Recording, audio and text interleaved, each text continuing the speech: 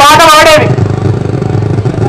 కేసీఆర్ వచ్చిన తర్వాత ఆ బాధ పోయింది, మోటార్లు కాలిపోయే బాధ పోయింది, ట్రాన్స్ఫార్మర్లు వేలిపోయే బాధ పోయింది, 24 గంటలు కరెంట్ వచ్చినట్టు చేసి. అంతకుముందు ఆంధ్రాలో అనేది తెలంగాణకు గోదావరి నీళ్లు తెచ్చుడు సాధ్యం కాదు. ఎందుకంటే నీరు పల్ల వెరుగు అంటారు, నీరు వంపుకు మారుతాయి, ఎత్తుకు ఎక్కవు. గోదావరి నీళ్లు సముద్ర మట్టానికి 80 మీటర్ల ఎత్తున ఉన్నాయి, తెలంగాణనేమో 600 మీటర్ల ఎత్తున్నది. 80 మీటర్ల ఎత్తు నుంచి 600 మీటర్ల ఎత్తుకు నీళ్లు తీసుకురారాదు. తీసుకురావాలంటే చాలా ఖర్చు అవుతుంది, అన్ని పైసలు లేవు కనుకనే తెలంగాణకు నీళ్లు తెచ్చుడు వీలు కాదు అన్నారు. భద్రాచలం బాసర నుంచి భద్రాచలం దాకా ఒక్క ప్రాజెక్టు కట్టలే తెలంగాణ కోసం ఆంధ్రాలో పరిపాలనలో ప్రాజెక్టులు కట్టలే. పడరాని బాధలు పడ్డాం. చంద్రబాబు పరిపాలనలో 12 సంవత్సరాలు కసాయి కరువు చూసినాం. పొట్టచేత పట్టుకొని జనం వలసలిపోయిండ్రు. పాలమూరు వలసలు అంటాం కదా, వాళ్ళు కృష్ణా నీళ్లు దక్కక పాలమూరులు వలసపోయిండ్రు. నిజానికి మన సిద్దిపేటలో కూడా కరువు ఏం తక్కువ కాదు, అంతటా వానలు పడుతుంటే కానీ సిద్దిపేటలో వాన పడకపో. నేను ఎప్పుడు బాధపడు. ఒకసారి కేసీఆర్తో అన్నా కూడా, సార్ అదేం పాపమో కానీ తెలంగాణలో కూడా వేరే చోట వానలు పడ్డప్పుడు కూడా మన దగ్గర పడవు, తీవ్ర దుర్భిక్ష ప్రాంతము, ఏమి శాపం ఉన్నదో మన సిద్దిపేటకు అని చెప్పి అప్పుడప్పుడు బాధపడే. అది సిద్దిపేట ప్రాంతం కానీ, ఉస్నాబాద్ ప్రాంతం కానీ, చేర్యాల ప్రాంతం కానీ దారుణమైనటువంటి కరువు. నేను ఒక మాట ఎప్పుడు మాట్లాడేది, గోదావరి నీళ్లు ఆంధ్ర వాళ్ళకేమో ఆస్తులు నిర్మించుకోవడానికి, మన తెలంగాణ వాళ్ళకేమో ఆస్తులు కలుపుకోవడానికి. అంటే బొక్కలు కలుపుకుంటారు, చచ్చిపోతే బొక్కలు కలుపుకునేందుకు ధర్మపురి పోదు. గదే గోదావరిని చూసుడు, గదే మన గోదావరి నీళ్లతో ప్రయోజనం తప్ప గోదావరి నీళ్లు మన పొలాలకు రాలేదు. ఎందుకంటే కేసీఆర్ ఎప్పుడు చెప్తాడు, తెలంగాణ ఇట్లా గుడిసున్నట్టు ఉంటుంది, త్రిభుజాకారం ఉంటుంది, పడ్డ వాన నీళ్లు పడ్డట్టు కిందికే వెళ్ళిపోతాయి, గోదావరి కృష్ణమ్మలకు వెళ్ళిపోతాయి. ఆ గోదావరి కృష్ణనేమో దిగువ ఎక్కడో పాతాళంలో ప్రవహిస్తున్నాయి, అవి పైకి ఎక్కాలి. ఒకే ఒక్క ప్రాజెక్టు కట్టిండ్రు ఆంధ్రాలో, శ్రీరామ్ సాగర్ ప్రాజెక్టు కట్టిండ్రు, అది కూడా పూర్తి చేయలే, దాన్ని కూడా పూర్తి నిర్మాణం చేయలే. ఆ శ్రీరామ్ సాగర్ కు మీద మహారాష్ట్ర వాళ్ళు ప్రాజెక్టులు కట్టుకుంటే ఆ శ్రీరామ్ సాగర్ కూడా నీళ్ళు వచ్చుడు బంద్ అయిపోయినాయి. బారాన పార్కం సారానకు పడిపోయింది శ్రీరామ్ సాగర్ది. పాటలు పాడేది, అమ్మా తెలంగాణమా ఆకలికే కలగానమా, అమ్మ నీకు వందనాలమ్ము, కమ్మని ప్రేమానిదమ్ము, ఎట్టలా మట్టి సిప్పవు గాయిదోల్లా గాండ్రగొడ్డలివి, అమ్మా తెలంగాణమా ఆకలికే కలగానమా, పడమటి కొండల నాసికులోన తల్లి గోదావరి పుట్టిన ఇల్లు, బాస చేసి బాసర వద్ద ఆదిలాబాదులో అడుగు పెట్టినది, పోచంపాడు కాడ పొదిగిపోతనని బాస చేసినది, భరోసిచ్చినది, గంగమ్మకు దయారాలేదు గంటెడు నిల్లివ్వలేదు, గంగమ్మకు దయారాలేదు గంటెడు నిల్లివ్వలేదు, గోదావరమ్మ తెలంగాణను, ఆ గోదావరమ్మ తెలంగాణను గొడ్డురాలు చేసి పోయిందమ్ము, అమ్మా తెలంగాణమా ఆకలికే కలగానమా. తెలంగాణను గోదావరి తల్లి గొడ్రాలు చేసిపోయింది తప్ప గంటెడు నీళ్ళు ఇవ్వలేదనే దుఃఖంతో గద్దర్ పాటలు రాసింది. ఈ పరిస్థితి మారాలని ఆ రోజు చంద్రబాబు నాయుడు ఒక్క ప్రాజెక్టు కట్టిన పాపాన పోలే. రాజశేఖర్ రెడ్డి వచ్చిన తర్వాత ప్రాణహిత చేవెళ్ళ అని ఒక ప్రాజెక్ట్ అన్నాడు, అది తమ్మిడి హట్టి అని అక్కడ కట్టాలి, అక్కడ కడితే ఆ నీళ్లు చేవెళ్ళ దాకా తీసుకుపోవచ్చు అని చెప్పి మాట్లాడి. ఆ తమ్మిడి హట్టి మహారాష్ట్రలో ఉంటుంది, అక్కడ 152 మీటర్ల ఎత్తున బ్యారేజీ కట్టాలి, కానీ మహారాష్ట్ర ప్రభుత్వం ఒప్పుకుంటలేదు. కావాలనే అప్పుడు మన ప్రాజెక్టు స్థలాలు వాళ్ళు ఎట్లా పెడుతురంటే అంతర్రాష్ట్ర వివాదాలు ఉండే చోట పెట్టేది. అట్లా పెట్టడం వల్ల ఆ ప్రాజెక్టు ముందటి పోలే. కాంగ్రెస్ వాళ్ళు తమ్మిడి హట్టి దగ్గర తట్టెడు మట్టి ఎత్తిపోయలేదు, కానీ చేవేళ్ల దగ్గర కాలువలు తీసిరు, తలకాయ దగ్గర పని చేయలే, తోక దగ్గర కాలువలు తవ్వి మొబిలైజేషన్ అడ్వాన్సులు తీసుకొని కట్టని తొవ్వని కాలువలకు బిల్లులు ఎత్తుకున్నారు, పైసలు బుక్కిండ్రు తప్ప చుక్క నీళ్లు రాలే. తెలంగాణ రాగానే తెలంగాణ కోసం కొట్లాడిన కేసీఆర్ నీళ్ళు ఎక్కడున్నాయి? కరువు వచ్చినా కూడా నీళ్ళు ఎక్కడుంటాయి? ఎంత కష్టకాలమైనా నీళ్ళు ఎక్కడుంటాయి? నీళ్ళు ఎక్కడుంటాయంటే ప్రాణహితల నీళ్లున్నాయి. ఆ ప్రాణహిత మేడిగడ్డ దగ్గర అద్భుతంగా పారుతుంటది. 365 రోజులు నిండుగా పారుతుంది అక్కడ గోదావరి. ప్రాణహిత కలిసిన తర్వాత చాలా నీళ్లున్నాయి, అక్కడ కావలసినన్ని నీళ్లున్నాయి. ఇదైతే సరిగ్గా ఉంటది, ఇక్కడ బ్యారేజ్ కట్టాలని చెప్పి ఆయన అక్కడ మేడిగడ్డ బ్యారేజ్ కట్టి అక్కడి నుంచి నీళ్లు తెచ్చి సుందిళ్ళలో పోసి అన్నారంలో పోసి మిడ్మానేరు కాంగ్రెస్ వాళ్ళు సగం కడితే ఆ మిడ్మానేరును పూర్తి చేసి నీళ్లు ఎల్లంపల్లి నుంచి మిడ్మానేరుకు, మిడ్మానేరు నుంచి అన్నపూర్ణ సాగర్కు, అన్నపూర్ణ సాగర్ నుంచి రంగనాయక సాగర్కు తెచ్చి మన సిద్దిపేట ప్రాంతాన్ని సస్యశ్యామలం చేసిండు. మనందరం 10 ఏళ్ళు కళ్ళ చూసినాం. భూమికి బరువు అయ్యేంత పంట పండింది, ఎన్నడూ కళ్ళ చూడనంత పంట. తెలంగాణ రైతుల తలరాత మారిపోయింది, సిద్దిపేట రైతుల తలరాత మారిపోయింది. అంతకుముందు నేను ఎందుకు బతకాలి అనుకున్నారు రైతులు, చచ్చిపోయిందే మంచిది అనుకున్నారు. ఆత్మహత్యల తెలంగాణ అయిపోయింది. ఆత్మహత్యల తెలంగాణను అన్నపూర్ణగా మార్చిండు కేసీఆర్. ఆకలి కేకలు లేని తెలంగాణగా మార్చిండు కేసీఆర్. కరోనా వచ్చిన రైతు బంధు ఆపలే.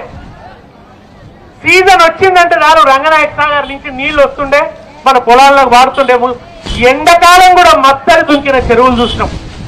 ఎండాకాలం కూడా కాళేశ్వరం నీళ్ళు వచ్చి కూడెళ్ళి వాగులు పోస్తే నడి ఎండలలో కూడా వాగులు పొంగి పొరలంగా చూసినాం. ఇంత అద్భుతమైన తెలంగాణను కేసీఆర్ ఆవిష్కరిస్తే ఇవాళ కన్నతల్లే దయ్యమైనట్టు ఈ దరిద్రపు కొట్టు కాంగ్రెస్ వచ్చి కాళేశ్వరంను కూలేశ్వరం అని ప్రచారం చేస్తున్నాడు ఇవాళ రేవంత్ రెడ్డి. నిజంగా కాళేశ్వరం కూలేశ్వరమా? కూలిందా కాళేశ్వరం? కాళేశ్వరం అంటే ఒక్క మేడిగడ్డ బ్యారేజ్ కాదు, మేడిగడ్డ తర్వాత సుందిళ్ళ బ్యారేజ్. మేడిగడ్డ బ్యారేజ్ లో 80 పియర్స్ ఉంటే 2 పియర్స్ కొంచెం కుంగినాయి. సుందిళ్ళ మంచిగా ఉన్నది, అన్నారం మంచిగా ఉన్నది. ఇప్పుడే మనం అన్నపూర్ణ సాగర్ నుంచి నడుచుకుంటూ వస్తున్నాం. అన్నపూర్ణ సాగర్ పక్కా లేదా? రంగనాయక సాగర్ పక్కా లేదా? మల్లన్న సాగర్ పక్కా లేదా? కొండపోచమ్మ సాగర్ పక్కా లేదా? నంది మేడారం పంపులు పక్కా లేవా? ఎల్లంపల్లి దగ్గర పంపులు పక్కా లేవా? కన్నెపల్లి లక్ష్మి పంపు పక్కా లేదా? పక్కా ఉన్నది. దేనికి ఎక్కడ గింత వంక లేదు, ఎక్కడ గింత పదవెట్టలేదు.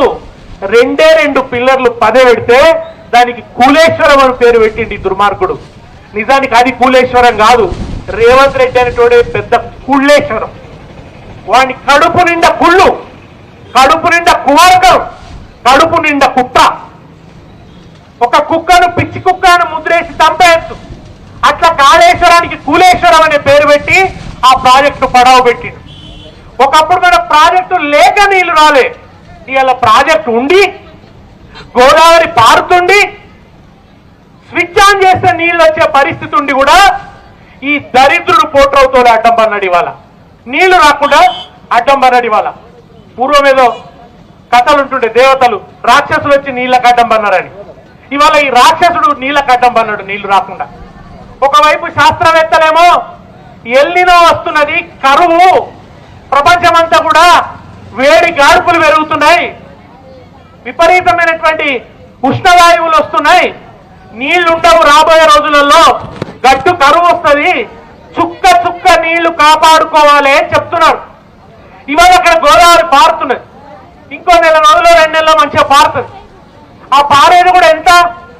ఒక 92 మీటర్ల ఎత్తున పారితే చాలు కన్నెపల్లి పంపులు ఆన్ చేయొచ్చు.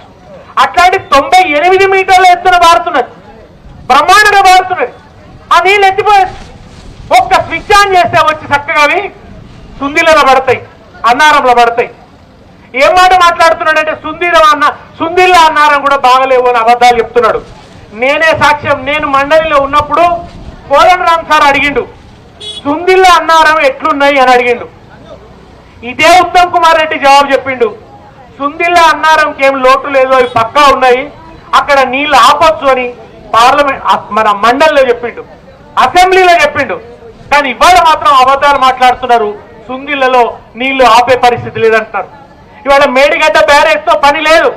కన్నెపల్లి దగ్గర పంప్ ఆన్ చేస్తే సుందిళ్లలో కూడా మినిమం డ్రా లెవెల్ కి ఆపితే చాలు, కొద్దిగాని నీళ్లు 2-3 టీఎంసీల నీళ్లు. కేసీఆర్ చాలా ఆలోచించి ఒక 100 సంవత్సరాల ఆలోచన పెట్టుకుని ఆయన కాళేశ్వరం కట్టిండు. ఒక 5-6-10 ఏళ్ళ ఆలోచనలతో కట్టలే. అక్కడ రోజు 3 టీఎంసీల నీళ్లు ఎత్తిపోసే అవకాశం చేసిండు. మన గోదావరిలో ఎంత వాటా ఉన్నదో అంత వాటా వాడుకోవడానికి వీలుగా పెద్ద ప్రాజెక్టును కట్టిండు. 600 మీటర్ల ఎత్తుకు పోయేటువంటి వ్యవస్థను ఏర్పాటు చేసిండు. ఇంత వ్యవస్థ రెడీ ఉన్నది, ఈ వ్యవస్థ సిద్ధంగా ఉన్నది. అటువంటిది ఇవాళ ఆయన కావాలనన్న ఏం మాట్లాడుతున్నాడంటే సుందిళ్లలో అన్నారంలో నీళ్లు ఆపుతేనట ఆ సుందిళ్ళ కూలిపోతుందట, అన్నారం కూలిపోతాడట, భద్రాచలం మునిగిపోతుందట. ఎక్కడి సుందిల్లా, ఎక్కడి అన్నారం, ఎక్కడి భద్రాచలం? కొన్ని లక్షల క్యూసెక్కుల నీళ్లు వస్తే పెద్ద 500 సంవత్సరాల రానంత వరద గోదావరిలో వస్తే కూడా భద్రాచలం మునిగిపోలే. ఇవాళకి మనం 3-4 టీఎంసీలే నీళ్లు ఆపుకుంటే ఒకవేళ నిజంగా ఆ ప్రాజెక్టుకి ఏమైనా అయితే ఆ నీళ్లు నదిలోకి పోయినా భద్రాచలానికి ఏం కాదు. పచ్చి అబద్ధాలు. ఊరికి అవాసు ఉండదు కదా రేవంత్ రెడ్డి మాట్లాడితే, ఎట్లా పడితే అట్లా మాట్లాడతాడు. నోటికి ఎంత వస్తే అంత. అందరు చెప్తున్నారు ఏం కాదు నువ్వు నీళ్ళు ఎత్తిపోయన్నాడు. చివరికి తిక్కవుట్టుకొచ్చి హరీష్ రావు అయితే నాకు ఒక 3 నెలలు మంత్రి పదవి విడిచిపెట్టు, నాకు నీళ్ల శాఖ మంత్రి పదవి నాకు విడిచిపెట్టు, నాకు ఆఫీస్ కూడా వద్దు, నాకు ప్యూన్ వద్దు, నాకు జీతం ఇయ్యకు, నాకేమి ఇయ్యకు, నాకు ఆఫీసర్లని ఆ కట్టుకొచ్చే అధికారం ఇయ్యి, సుందిళ్ళకి ఏం కాకుండా అన్నారానికి ఏం కాకుండా నీళ్ళు వచ్చి తెలంగాణ రైతుల పొలాలు తడిపేటట్టు 3 నెలలలో నేను చేస్తా అని చెప్పి హరీష్ రావు ఛాలెంజ్ చేసిండు. అప్పయ్యపోవచ్చు కదా, మరి అప్పయ్యపోవచ్చు కదా. ఎందుకు అప్పయ్యప్పాడు? అప్ప చెప్పి ఇగో నేను నీకు అప్పయ్యప్తున్నా, ఏమన్నా అయితే మీ బాధ్యత, ఎట్లా చేస్తారా చేయండి చూస్తా, నా మాట నిజమో మీ మాట నిజమో చూద్దామని ఛాలెంజ్ చేయొచ్చు కదా రేవంత్ రెడ్డి. చేస్తలేడు అంటే ఏంటి? మనకి ఇయ్యడు, తాను చేయడు.